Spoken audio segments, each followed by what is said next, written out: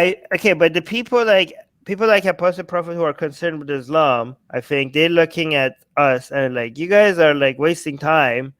We're with it.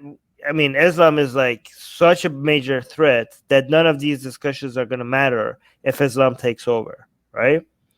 I just don't think Islam is ever going to take over. Am I being? No, I just think like. Not with that attitude, it won't. I don't know. I think Islam is the number one threat to the number one ideological threat to the world, definitely by a huge margin. Okay, there are other threats that are bigger than Islam. I don't know, like global warming or AI, or diseases, right? But when it comes to ideological threats, Islam is number one. Okay, but if everybody just wants to talk about the number one threat, ideological threat to the world, then nobody gets to like, are we not going to? I mean, Apostle Prophet himself is worried about the influence of media, of pop culture on people's lives, right? Does Apostle Prophet think that that is as great of a threat as Islam? I bet you not. No. Right? Aw. You guys are a bunch of nerds. Love Just you kidding, guys. love you guys. We love our prophet. Right, Go but subscribe to Apostate Prophet, you guys. if you're not, what are you doing? do we even need to tell people to subscribe to Apostle? I'm That's assuming what I'm thinking. Like, I'm assuming everyone. Okay, so he's not worried, he's annoyed, okay? But you Yeah, talk I get about that. it. I mean, you're annoyed enough. Children. No, I'm kidding. No, but I mean, there are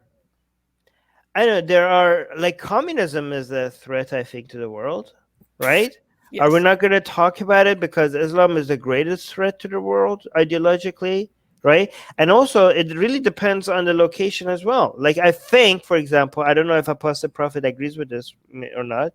I think Islam is the greatest ideological threat to the planet. But if we focus on the United States, for example, I think Christianity is a much greater threat to United States secularism and values and ideas than Islam is, right? I think if you focus, I know this is going to be controversial. I don't think Apostle Prophet will agree with this in this. But I think if you focus on Israel, the threat Judaism is a much greater threat in Israel right now to its secular values and to its politics than Islam would be ever, right?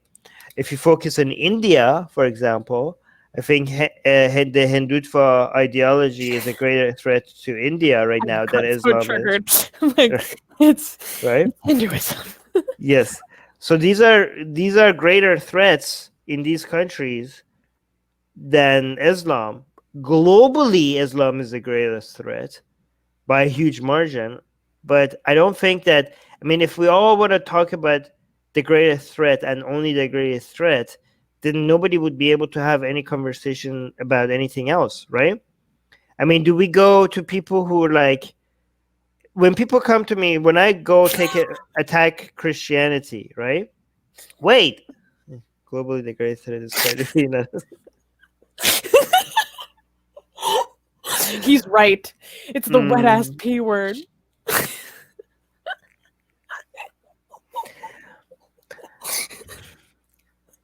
I'm gonna finish my point.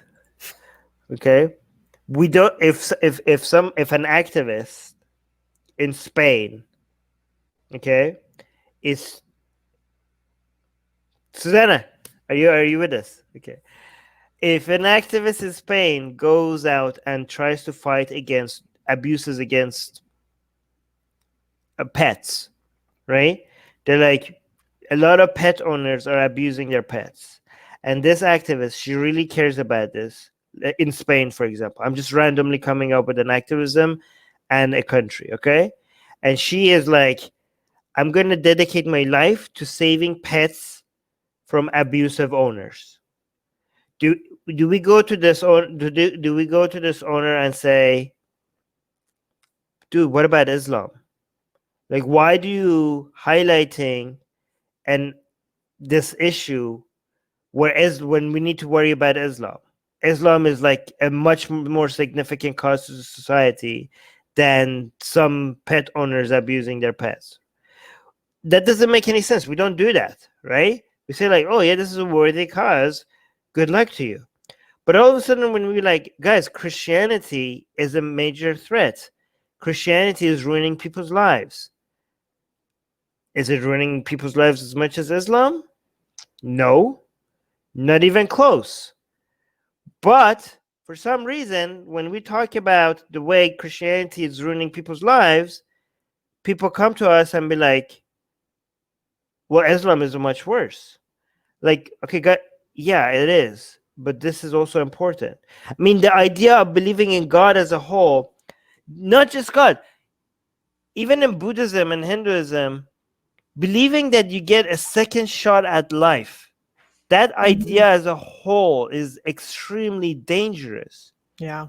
The idea that you get a second shot at life, I mean, the most important thing that we have, the most important asset that we have right now that we shouldn't be wasting, that we should be taking advantage every second of it, is time.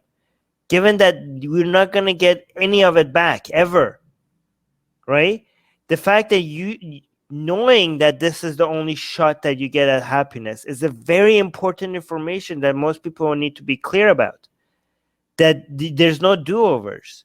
That if you fail at achieving happiness, this one shot that you get, there's not going to be a second opportunity. Knowing that information, I think it's a huge betrayal to humanity to try to convince them of anything else. Imagine how big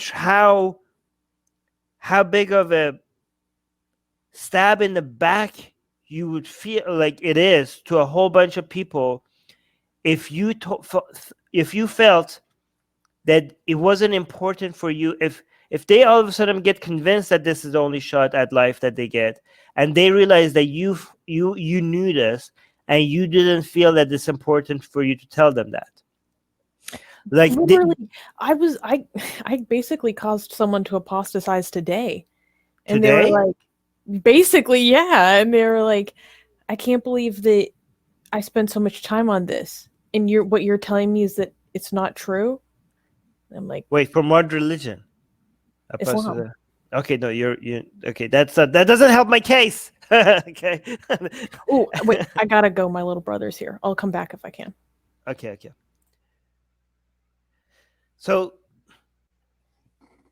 I think like if the one reason we care about Islam more than other religion is because of the cost it has to the rest of us. Okay, but I think if we care about humans and the cost to themselves, then if they are under this illusion that this is not the only life they get, I think we owe it to them to make them reconsider that position. And that doesn't even come with just a belief in God. That's also reincarnation. That's also Buddhism. That's also believing in enlightenment in Buddhism, reincarnation in Buddhism and Hinduism. That's one of the most dangerous ideas out there. The idea that this is not the only life we get. I mean, everything we do, everything everybody does is to maximize happiness for themselves and other people. I think the information on whether this is the only shot that we get, or whether we get other shot, or whether there's an afterlife, that most of our happiness and sadness is going to be invested in that one. I think that's a very important part of this equation that more people need to be, even if they get the wrong conclusion, I think we owe it to them to give them the ammunition and also all the skepticism they require to make as much as an informed decision as they possibly can on this. What do you think?